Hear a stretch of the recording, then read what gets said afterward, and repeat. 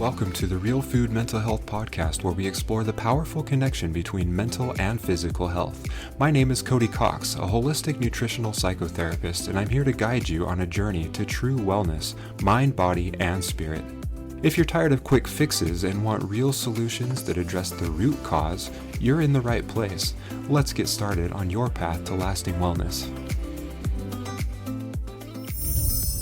If you want to support this podcast, go to ko-fi.com/CodyCox. That's ko-fi.com/CodyCox.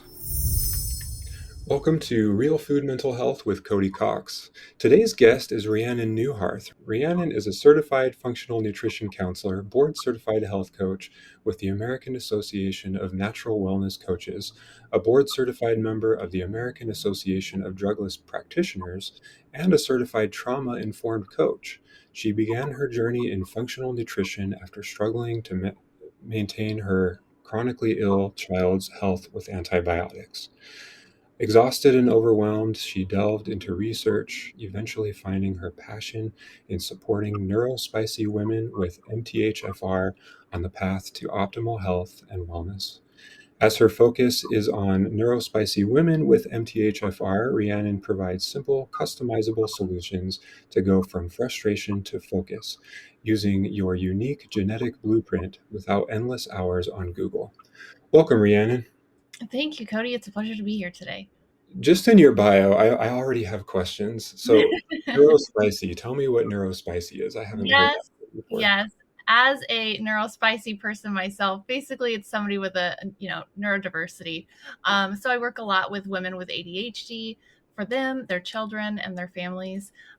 Myself and my children all are neurospicy as well. So it's kind of part of the MTHFR gig.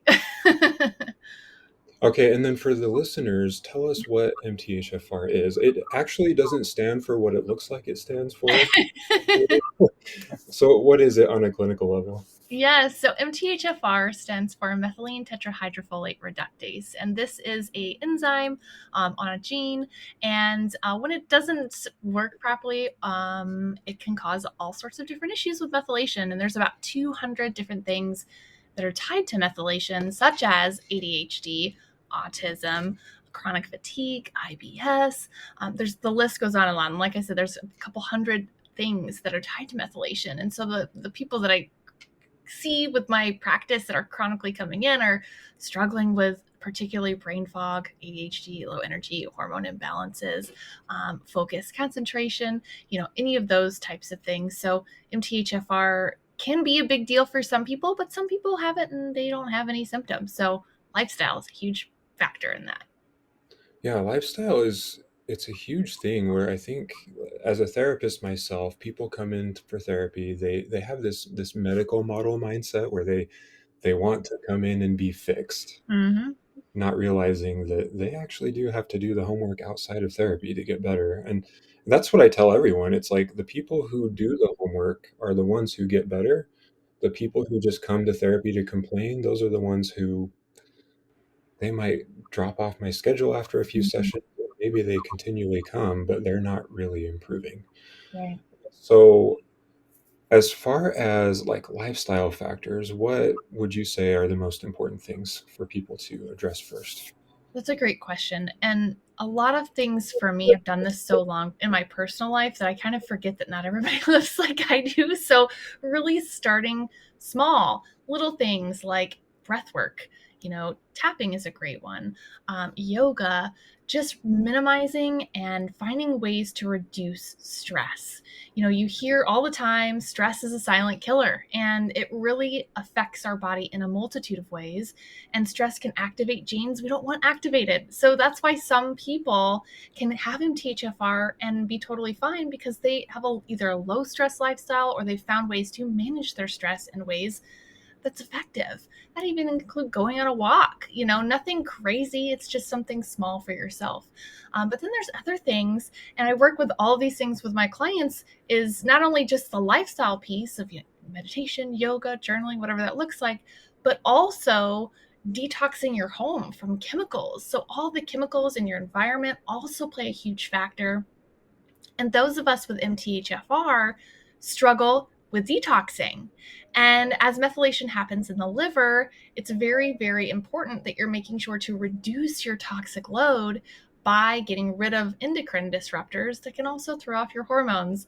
So things like, storing your food in plastic and reheating in plastic, making sure you're eating the clean 15 and avoiding the dirty dozen. And if you're not familiar with that, that's the food that EWG puts out every year. It says these are highly covered in pesticides, avoid these and get organic in these if possible. And then there's other things like what you're putting on your body. So deodorants, body care, what you're cleaning your home with, what you're cooking with. And it sounds like a lot, but this is all a process I guide my clients through so that it's overwhelming in the process. It can be really overwhelming, but taking these really small steps can go a long way. And the EWG, I love their resource. Like it's awesome. I'm glad that you mentioned that because sometimes I forget about it. But they come out with new data I think it's every March, Mm-hmm. where they update their Dirty Dozen list, which essentially is the list of produce items that you really should avoid unless they're organic, Yeah. and the Clean 15 list, which are things that are probably okay to buy conventional if you're on a budget, because they tend to have the lowest pesticide residue. Aside from lifestyle factors, too, I was wondering about the genetic blueprint. How do you assess for somebody's genetic blueprint? That's a great question. So, some people will come to me already knowing that they have MTHFR, but really aren't sure what to do with it. And unfortunately, there's a lot of practitioners that are uneducated in that in any field, whether that be, medical field or anything thereof, or somebody saw it on Google and just ordered a random test. Or it could be like my kid's pediatrician and just only do one specific gene. And that was the C677T. So there's two varieties, I like to say, and then the A1298C. But my child's practitioner never tested for the second one. So we would never even know, what the compound, if they're a compound heterozygous or any of that. So it really is important to have a broader look, to zoom out. I always say to zoom in, right? So some people will just be like, oh, I have MTHFR. And I'm like, that's great, but that's not enough data for us to actually run with. Because if you have, other issues with hormones or, cardiovascular issues or issues losing weight, any of those things, that's what a comprehensive blueprint can do. So we test 165 genes with a simple cheek swab, send it off, and you get a report back that's going to show you what foods to eat, what lifestyle changes to make, and what supplements to support your genes. And then actually we can pull other genes if you're experiencing certain things at this time and go, that's curious. Let's see what genes could be playing a factor in that could be activated right now and contributing to those issues. So we can target our approach instead of just going willy-nilly and being like, oh, I have MTHFR, let me try every supplement under the sun, because that's not effective either. And are there certain protocols that tend to work better for more people? I know there's no like one size fits all solution, but have you noticed that you're making some of the same recommendations to just about everybody? Yeah, so obviously the key ones, right? Vitamin D, D3 is a huge one. Most people are vitamin deficient in D3, and D3 is actually a hormone, and D3 should also be taken with K2 and magnesium. So it's important that you don't skip those cofactors, because otherwise it's not going to go into the bones where we want it and where it makes that big impact. So if you do have high levels in your serum of vitamin D, you could still actually be low where we need it to go, because it's just floating around in your blood instead of going into the bones where we need it to. So vitamin D3, K2, magnesium, always. Magnesium itself is needed to help with neurological processes, right? Like helping those synapses fire and transmitting that information. So making sure that you're getting that magnesium. Most people are also magnesium deficient, and that can be tied back to restless leg syndrome. So a lot of people are like, oh, I have crampy legs. And I'm like, get some magnesium, watch it go away. And I know that from personal experience just with my children. So before we started this journey, my kids were magnesium deficient and they were having chronic headaches and leg pain, and they were little and we ate healthy. So it was like, what's going on here? And so we ended up putting them on a supplement, and ever since then they've been fine. But, even kids that are eating a quote unquote healthy diet can definitely still be deficient in items as well. So those top three there. And then one other one, which most people don't know about, is called sulforaphane. Have you heard of sulforaphane before? I have. Yeah. Tell us more about it, though.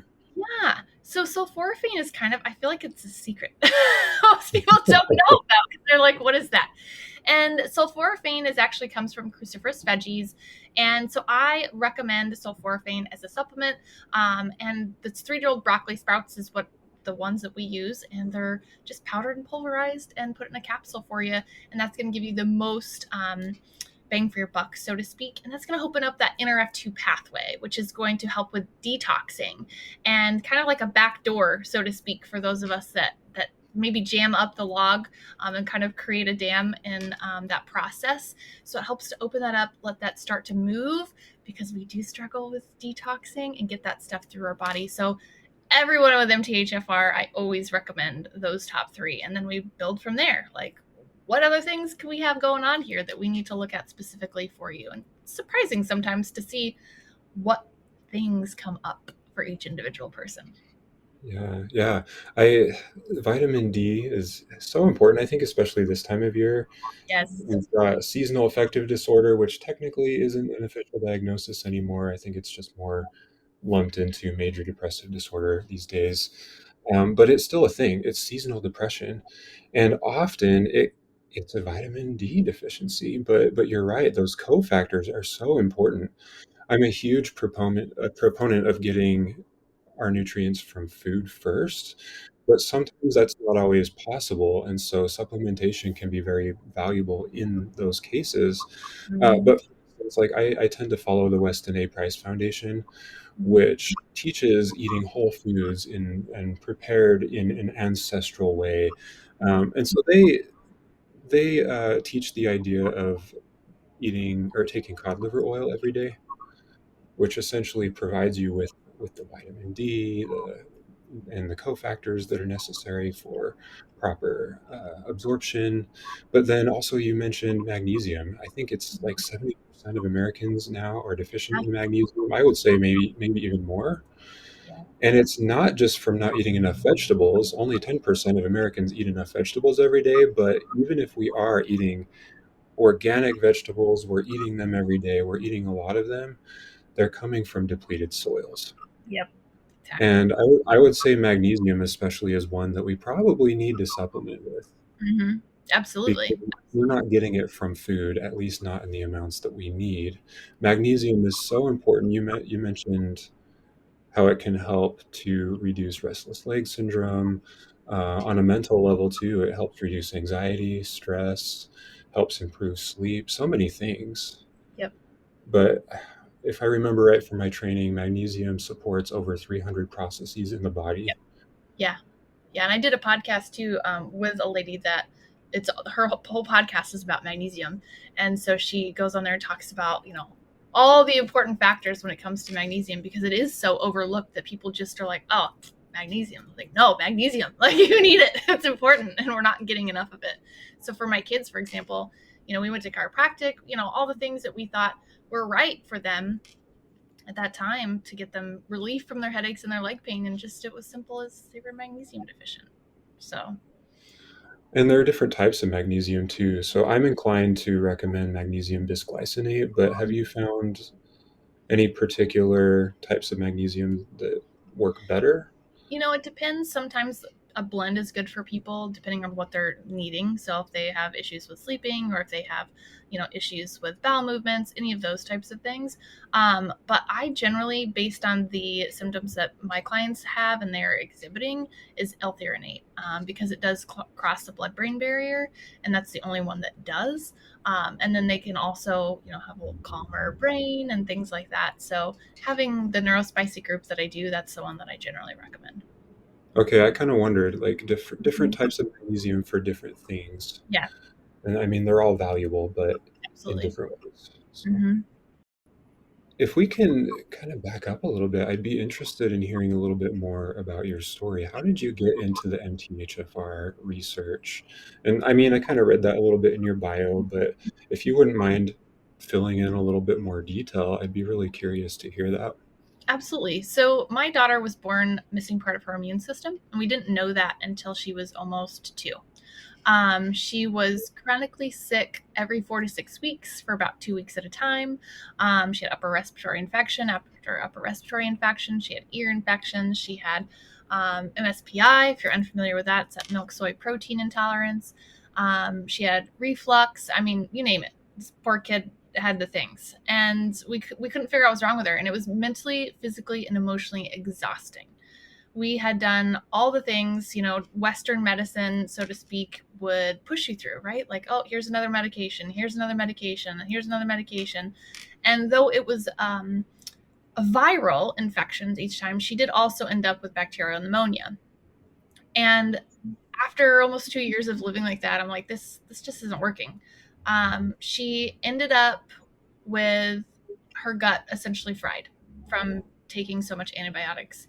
But before that, we had started like essential oils, we had started herbs, like gone to an herbalist, and done all of those things too, is kind of to supplement what we were already doing with the medication. And when we moved to Missouri from Nebraska, and when her new pediatrician just so worked out that we were kind of coming in for the intake because she was booked out like 6 weeks, and she'd had a yeast infection is what we uncovered, but she had this traveling rash and we didn't know what was wrong with her, right? Like, it was like, wow, why do you have this rash all over you? And it doesn't itch and it doesn't bother, but we would give her an antihistamine and it'd go away. And I'm like, that's curious. And so, being a research mom, doing all the things, I used to teach anatomy and physiology, so I don't shy away from research. I'm a good nerd over here. I did the research and I was like, I think she's got a yeast infection. So took her in, talked to her new pediatrician. She ran labs, give her, diflucan. Was like, yeah, I think you're right. Sure enough, we got the results back, and she was. And I was like, okay, we're done. We're done with antibiotics. We're not doing this anymore. This is clearly wreaking more havoc and hurting more than it's helping. And so that's when we really started to shift like our approach. And I was like, this just isn't going to work anymore. And we'd already started that, right? With the essential oils, with the herbs. But then it was like, okay, well, what other things can we do? We started around CBD oil a while later. That made a huge difference. And we did some food sensitivity testing. And that food sensitivity testing is eventually what led me down the rabbit hole of looking at IgA antibodies. And that's how we figured out that she had an IgA deficiency. I texted her pediatrician one Sunday night at like 10 o'clock and was like, hey, I think that she's got an antibody deficiency. Our pediatrician back in Nebraska was amazing. And she was like, I think you're right. Let's go get her tested. $29 test. Sure enough, that's what the deal was. And for us, it was there's no cure, right? But it would give me an answer. And we started putting her on colostrum and all sorts of other supplements because her pediatrician, then when we moved to Missouri, did testing, was like, she's deficient in this, she needs A, to boost this, and she needs magnesium and all the things. And so that's where we really started taking a targeted approach to supplementing, to making sure that she, we were dairy gluten-free. We made all these changes to accommodate her body to support her immune system the best that we could, because she didn't have part of it, right? Like, that's why she was chronically getting sick. And it wasn't until we moved here to Florida that we got a new pediatrician and came in with the binder of medical records and talked to her and was like, hey, here's what's going on. We're just kind of doing a will visit here. We just want to establish care with you. And she's the one that tested for MTHFR. I'd never heard of it before, but she only tested for C677T. So it was like, I have a tiny bit of information, but not enough information, to do anything with. But I never had learned about it. I didn't hear about it. And I used to work in a genetics lab. I used to want to be a cytogenicist. So I had that background of like, oh, nerdy me, go look at these genes again, right? So that's where I dove down the rabbit hole and got in groups and was educating myself, and made more changes for my kids' lifestyles and our lifestyles. And after a couple years, I was working with a video coach for another company I was doing stuff with, and he's like, follow this format and do a video on something you're passionate about. So I did one on MTHFR and it went viral. And I was like, oh, okay. And he's like, maybe you should do something about that. I was like, I'm just a mom. What are you talking about? He was like, no, you're passionate about this. People love what you have to say clearly.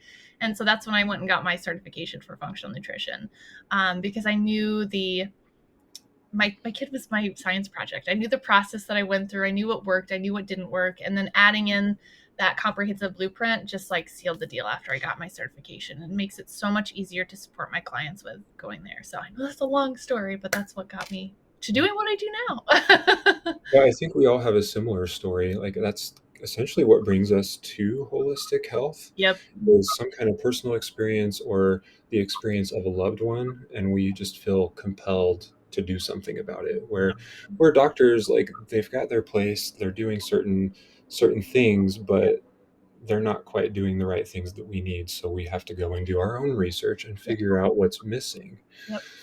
And I've seen that so many times with so many people where it's like, oh, I've taken my kid to therapy for years, and they still have autism, they still have depression, they still have Mhm. whatever it is, and they're never going to get better. So it's almost like we've been taught to believe that these diagnoses are completely permanent, and that's not always the case. Yep. In many cases, it's diet and lifestyle related. Mhm. And so, how would you say MTHFR affects mental health? Yeah. So with MTHFR, there's serotonin, dopamine, all the neurotransmitters can be affected by this, right?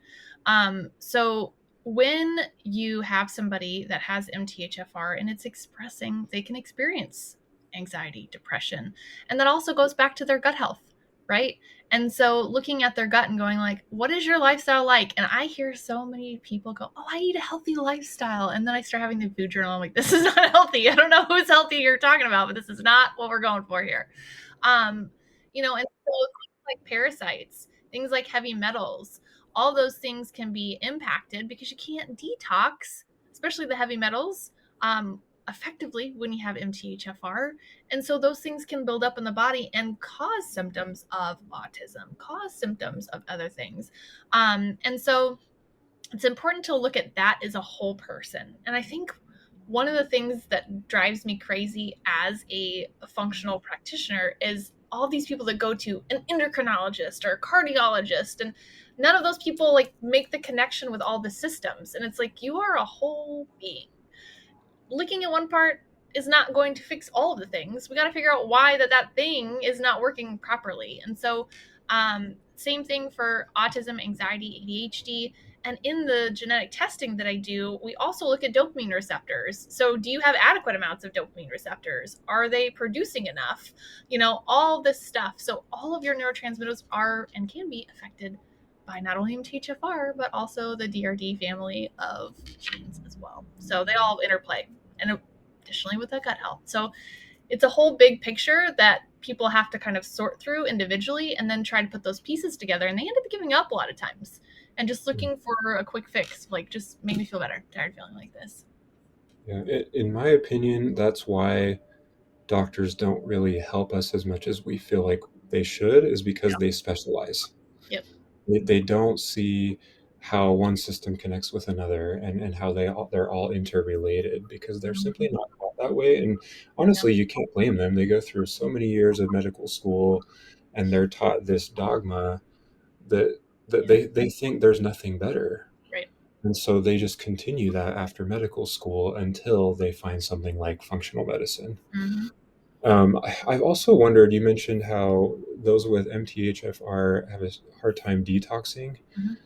Fatty liver disease. Yep. It's very common with MTHFR. Yeah, and that would make it really hard to detox as well. Yep. I mean, it's very common in general. I don't remember exactly what the statistics are, but fatty liver, a lot of people have a fatty liver. Yeah. And I would be willing to bet that most of them, if not all of them, have MTHFR. And so, making sure that you're doing simple things like milk thistle and things like that to support the liver in that detox process. And then, along with lifestyle and reducing those toxic loads so you can. Sweating is also a really good one. Some people have trouble sweating. We need to look at that. Why is that a problem for you? But there's a lot of ways, moving that lymphatic drainage as well is important, even through a vibration plate or through a rebounding or dry brushing. There's so many different little modalities you can do that are not very time consuming, castor oil packs, but they can be effective to be able to support the liver. Yeah, I'm going to share a little bit of my story here because you Yeah. mentioned vibration plates. So I got arthritis, oh, maybe 8 years ago. Mm-hmm. And I was trying my best to eat whole foods. This was before I got my nutrition training. So I didn't quite know what I was doing, but I at least had this idea that I need to eat whole foods, organic, um, which actually did help a lot if I was able to avoid the refined carbs, Mm-hmm. particularly. So I know it has something to do with blood sugar. But then, oh, it was just a few months ago, I got a vibration plate because somebody had recommended it. Mm-hmm. And like I still kind of had some inflammation in my knees. Got the vibration plate. I stand on it 10 minutes a day now, and I feel so much better. And so there Mm-hmm. really is something to that lymphatic drainage thing that you mentioned. Yeah.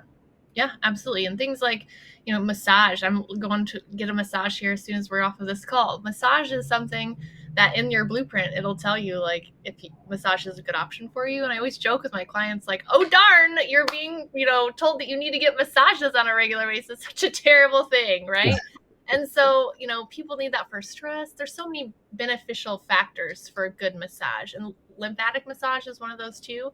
And if you have a good massage therapist that works all those things, you're not only going to get stress relief, but you're going to get that lymphatic massage and be able to move that stagnant lymph from your body. So that way you can work effectively and better and reduce inflammation and do those things. You mentioned refined carbs, and I've got a story about that. So my youngest, we were starting to go through this process, and she's 12 now. But a couple years ago, she was getting bloody noses all the time. And we live in Florida. In the cold weather in the wintertime, that's kind of a normal thing for anybody, right? With dry air. But we live in Florida. It's humid. Like we don't have that problem here. And so she was having this issue repeatedly. And I was like, you know what? I think you got a dirty gene. We need to clean and scrub that gene and get this process over with. And so we removed refined carbs from her diet. Again, we're eating organic, we're doing all those things, but there's a lot of gluten-free organic stuff out there now that's still processed and refined carbs. And so not only did her behavior improve, so she wasn't as crabby and defiant, which is helpful as a parent. Not that she's not, still in some degrees, but as a parent, it's very helpful for that. But then her bloody noses stopped. And so now we know that that's something that her body just can't take. And she's homozygous for C677T. So, we already know that she's got other issues with the detoxing and her immune system issues and things like that. So just that small tweak, even though we were eating healthy, they eat, whole foods, all these things, that one thing for her, chips or whatever, seed oils are inflammatory, just taking it out made a huge difference for her. So that's where food is medicine, right? We eat the right things. It can be medicine or poison. Yeah, and the thing about medicine too is it is bio-individual. Like even in conventional medicine, Yep. pharmaceutical medicine, they're not going to just prescribe the same thing to everyone. Yep. And we see that in nutrition as well, where it's like your body needs certain things, or maybe we can't handle as much of this thing as the next person can, and so we need to reduce that. We need to Mm-hmm. adjust and continually learn. And so it's important to recognize that, to where it's like it's okay to keep reassessing. Mm-hmm. What do our bodies need? Mm-hmm. And make those adjustments as we keep going. Right. And eating the same thing over and over and over again isn't good either, right? Like you need to have that variety. And something that I see quite often with my clients is they tend to have a higher propensity for things with histamine issues, so mast cell, those types of things too. And that can obviously trigger a whole host of other things like headaches and nausea and all sorts of things. And especially with hormones, for women, that's gonna it's like a pendulum. It's gonna swing back and forth for the histamine during different parts of the cycle. Then you got PMDD, you got POTS, EDS, all these other comorbidities, ADHD, autism, all these things are being kind of finally people are kind of having a light bulb going like, oh, okay, this could be connected. But it doesn't mean it's like a, I always tell people it's a piece of the puzzle, it's not the whole puzzle, right? So once you have that knowledge, it's now what do you do with it and how can you move forward with that information and see what else could be contributing to it. I'm kind of against diagnosing because it's so limited in the way that we perceive a diagnosis. And so very rarely will I tell somebody, you have post-traumatic stress disorder or you have generalized anxiety disorder, because to me it becomes a self-fulfilling prophecy. For one thing, kind of puts people in that mindset of, oh, I'm broken, I have this label, I'm going to have this label for the rest of my life. Mm-hmm. And we see similar things in medical diagnoses as well, Mm-hmm. where I'm not qualified to give such diagnoses, but I try to take it with a grain of salt when I hear these labels where it's like, oh, I've got this and I've got that. I was diagnosed with this, because to me it's like it's all interconnected, Mm-hmm. and the labels make it sound like they're these separate things. Mm-hmm. Yeah, because the symptom is being caused by something.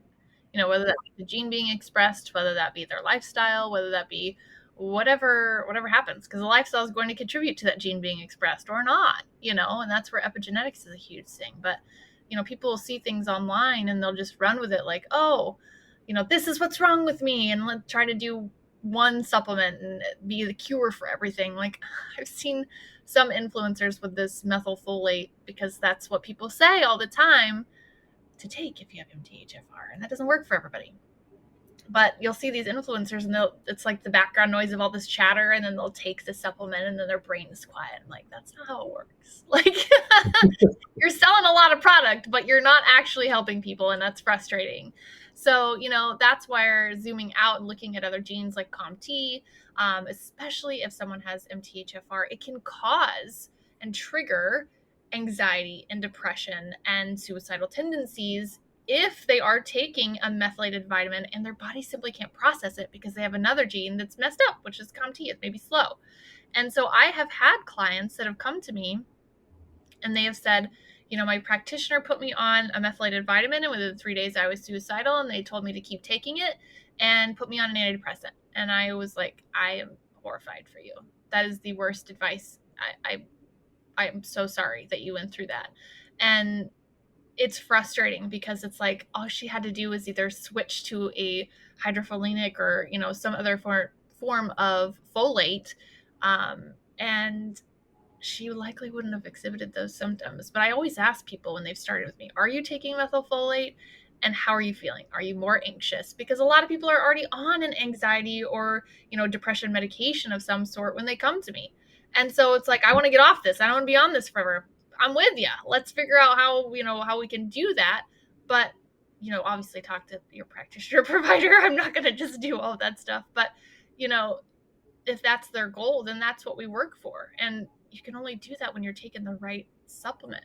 So I feel like sometimes I'm screaming into a void when people see all these influencers and they're like, oh yeah, it's great. And then I'm like, but are you feeling more anxious since you took it? And they're like, oh, yeah. And I'm like, ding. Light bulbs on. Let's change it. It's amazing what a messed up world we live in Yes. some ways, where I saw an article, oh, it's been several months now, but it I don't even remember where it was. It was a news article about how dietitians sometimes are paid Mm, to yep. be influencers on social media and to promote certain dogmatic principles. Mm-hmm. And it's like for my nutrition training, it's like, whoa, they're giving really terrible advice, Yeah. but they're being sponsored to give that Yep. advice. Yep. And there are so many people out there who are like, oh, it's a dietitian, therefore Mm-hmm. whatever they say is going to be good information. Yep.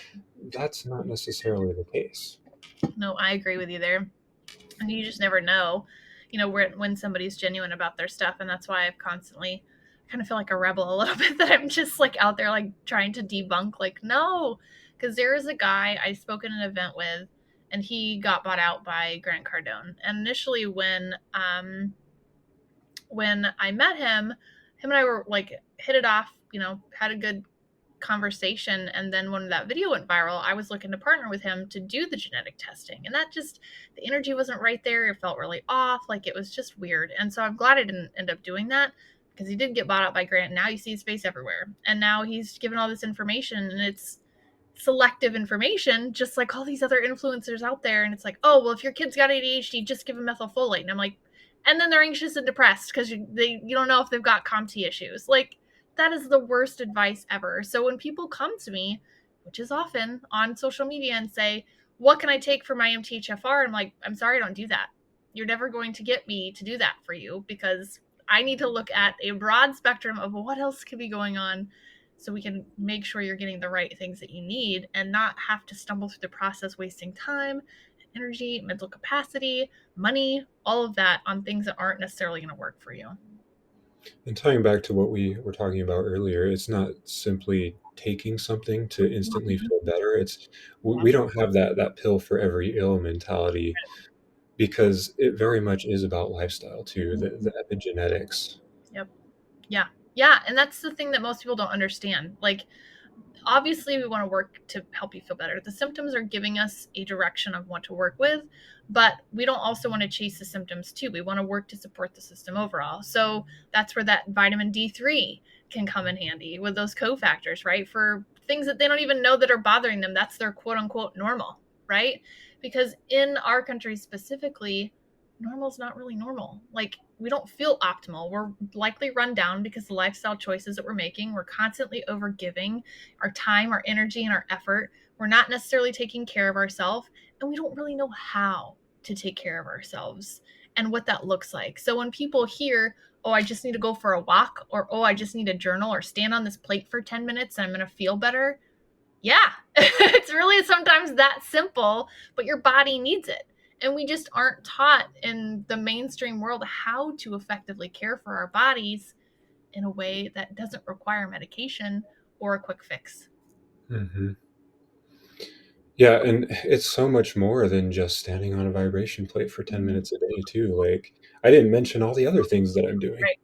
Yep. Like, that's not the only answer Yep. to what my problems have been. Yep. And people cherry pick, right? They'll just be like, oh, I haven't tried that yet. Let me try that and see if it works. And then it doesn't work for them. And it's just like, it's not just one thing, it's a combination of things together. Yeah, so it is very bio-individual. Yep.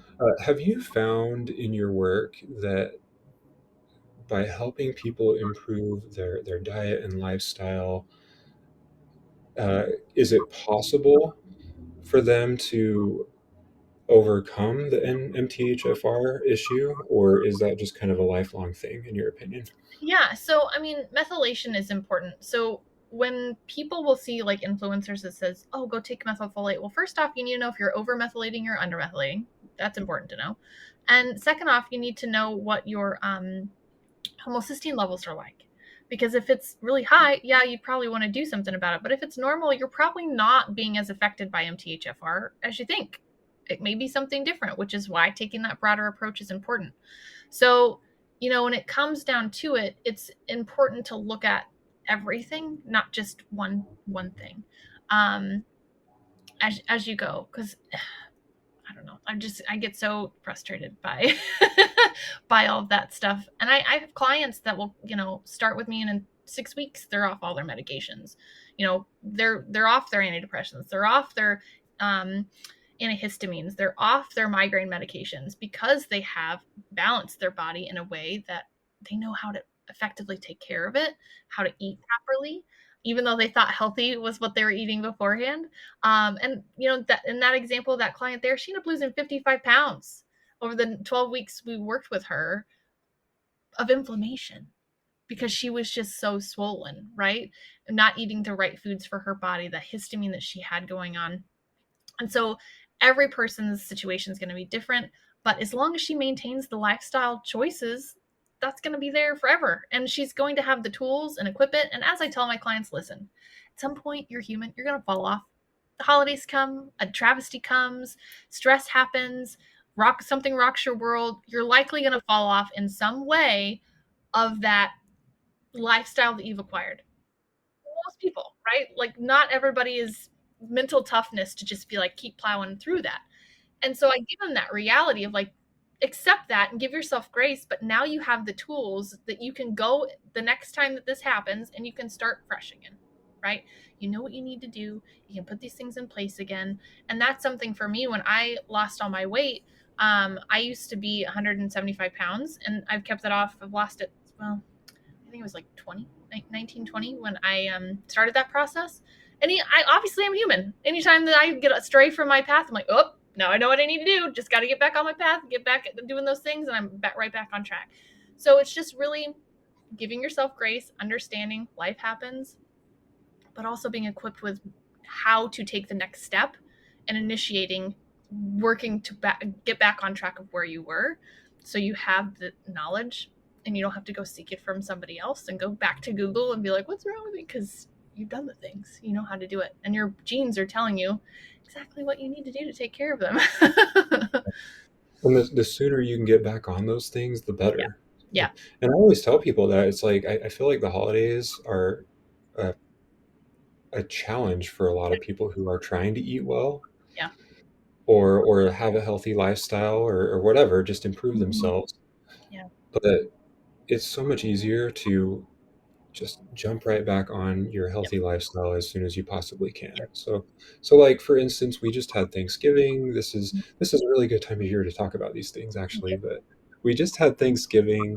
So if you're listening to this and you probably did have something like pie, ice Mm-hmm. cream, things that you probably shouldn't have been eating, Mm-hmm. but it's okay. Give yourself some grace. It doesn't have to be 100%.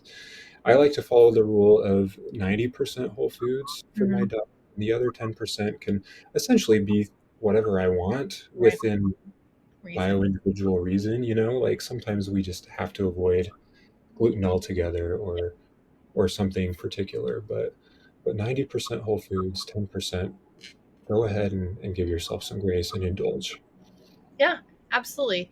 And that there's so many alternatives now to, I want to say, junk food or crappy food, like, like pies and things like that. We used to be loaded with sugar and all these things. Well, there's other, like date syrup. Like we use date syrup on our stuff, and you can use agave or you could use maple. So there's so many alternatives now with cooking that I feel like cooking and baking has come a long way over the last like decade for sure. That you still eat relatively healthy and within your diet if it is a piece of pie, like we had gluten-free crust, we looked at there was no added sugar, like all these things on there. You can still work it. You just got to find the places to do it and get creative with how you want to accomplish that if it's really important to you. Like pumpkin pie is my weakness. I have to have me some pumpkin pie, but I also had, my dairy-free whipped cream, and there's some things in there probably I shouldn't have necessarily had, but I don't eat it on a regular basis, right? It's a treat periodically once a year. So give yourself the grace and don't. It's hard enough already when you have dietary changes to feel like you fit in. And so if you are going to a holiday and you need to prep your food, because we've done that, we've prepped our own food, brought it to the event, all that stuff, it does sometimes suck. It makes you feel isolated. And people are like, why are you eating that? And you get crap from other people sometimes, but it's like, what would you rather have? Stick within what works for you or have people judge you? Your body, you got to live in it. Yeah, and we don't have to do a huge overhaul. Like it's not an all or nothing thing where it's like, oh well, I just had Thanksgiving and I just ate whatever was served to me, Yep. so therefore I'm just going to keep eating that way until New Year's. Yep. But you can make simple swaps. Mm-hmm. So like you were mentioning, like you can swap out your refined sugar for a more natural form of sugar. Mm-hmm. You can swap out your refined grains for a whole grain. Like Mm-hmm. all these different things that you can do to improve nutrient density in your diet Yep. that will go a long way, and you would still be able to eat some of your treats. Like Yep. it's not necessarily a lifestyle of deprivation. Right. Right. And I mean, when I started on the dairy and gluten free journey, I was nursing, obviously, for the MSPI for my youngest. And that was miserable. I mean, 12 years ago, they just didn't have the type of things that they do now as alternatives. And so I lived off bread. It was awful. And, it was one of those things like after 8 months, 8 months, I think it was, I just couldn't, it was just too much. And so now knowing that there's alternatives, we still have our green bean casserole. Like we still do all the traditional things. We just do it differently than we have. And we still love how it tastes. It's just, it's I think it's better because you're using real green beans, not from a can. And, you know, like it's just better for you. So, you know, find those alternatives and don't feel guilty, but don't fall so far off the rails that you're like, oh, it's too hard to do it again. Like, just know going in, this is my day, and have a pep talk with yourself. I feel like I've worked with another coach and she used to do ABA therapy. And so, you know, she gives that whole thing too of like, you don't have to eat everything on the plate. Like, don't overstuff yourself too. That's not what we need to do. Like, the food will still be there tomorrow. Like, you can, it's not gonna disappear. Like, you can still enjoy that over the next couple days. Don't overstuff yourself. So knowing your limits, knowing what you can swap out is super important too. Yeah, and I have to agree with you that like organic whole foods really do taste better. Like I'm so used to eating that way, and just yesterday actually I ate something that wasn't organic whole food, and I was like, I used to really like this thing, but now it tastes awful. Like it's strange how it tastes the same as I remember it. It hasn't Mm-hmm. changed, Yeah. but it tastes awful because I know the organic, nourishing whole foods Mm-hmm. are actually more delicious. Yeah. And so my favorite simple swap is instead of using seed oils or vegetable oils or whatever you want to call them, use butter, Mm-hmm. real butter, because you're getting so much better nutrition from just that simple swap and reduced inflammation, Yeah. and so much better in terms of flavor as well. Yeah, and a lot of people that I work with, we just take off dairy. And even the dairy alternative butters can have like canola and things like that. And Yeah. that's where it's one of those things, it's like, it's a day. Like, enjoy your gluten-free roll with a tiny slice of butter on it. Like, if that's all you're gonna do, if that's your one thing for the day, make that your one thing for the day. Like, I need me some butter, you know, like whatever it is. And it's, you know, I use the plant-based butters, but it's hard, I feel like, right now, because so many things that are even organic have seed oils. And so it's like one of those things, it's like, pick your poison. And that's literally what I tell my clients all the time. Sometimes you just got to pick your poison. Which did you prefer? You know, like, I have tattoos. Okay, that's my poison. Like, I know my lymphatic system needs to push that through. I know that's why I'm going to get a massage. That's my poison. I picked that, right? But there's other things that you can do in your diet too that you need to be aware of. And at what percent do you have to, it's like the 90-10, right? Like, you have to give yourself some sort of ability to live life, right? You only get one. So being so consumed with like VOCs and EMFs, and like, they're all important and crucial to our health too, but like, where do you draw the line and not become obsessed with everything around you, and making sure your body can still function the way it needs to, and that you have good mental health, because that can be extremely deteriorating to your mental health to feel like the world is against me all the time and I can't do anything about it. You know? So I always like to just tell people, literally pick your poison. What is the trade-off? If it's one day, if it's one time a week that you're doing that, where's your 90-10 rule, right? Hmm. Yeah, and like I really enjoy my kombucha, and I know Yep. that it has sugar in it. Yep. Same. But at Yep. least it's fermented. I'm not drinking Coca-Cola or something else. So, Yeah, kombucha and so kava good are deal. my two things that I will enjoy happily. Kombucha definitely several times a week, because it's just like, A, it's good because it's fermented. Yes, there's sugar in it, but it's also getting the green and black tea, which is also good for several different genes too. So it's, again, somebody with histamine issues, not a good recommendation for kombucha or anything fermented. But Right. that's why it's not a one size fits all. Everybody has to have that unique and individualized approach. So we're coming up on the end, Mhm. and I just wanted to ask you one thing. Sure. If there were one thing you could change about the way people approach health and wellness, what would it be? Ooh, that's a loaded question. I think really seeing that it's not just what you eat, but it's how you serve your body. And that can be mentally as well. So what you're putting in your brain has just as much of effect as what you're putting in your body. And that can be poison just as much as it can be beneficial. So, working with understanding both and understanding the gut brain connection and how those two are so intricately connected in that process is a big piece that I would really hone in on for letting everybody know. Yes, love it. Okay, awesome. Thank you so much, Rhiannon. And one more thing, how can people find you if they want to look up your services? Yeah, absolutely. You can find me on TikTok at MTHFR_coach and on Instagram as well, same. Or you can go to www.revitalizing-wellness.com and you can schedule a free 15-minute consult on there and learn more about comprehensive testing as well.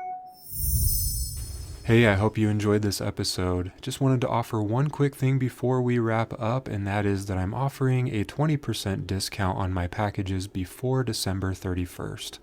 So go to my website, beavercreekwellness.com, click on appointments, and click on book now under one of the packages using the promo code podcast24. That's podcast24 for 20% off your first purchase. Real Food Mental Health is intended for informational and entertainment purposes only. The information presented on this podcast is not intended to replace any medical advice, diagnosis, or treatment. While I am a healthcare provider, I am not your provider. Always seek the advice of an appropriate healthcare practitioner with any personal questions you may have regarding a medical condition. Never disregard professional medical advice or delay in seeking it because of something you have heard on this podcast. Reliance on information provided by this podcast is at your own risk.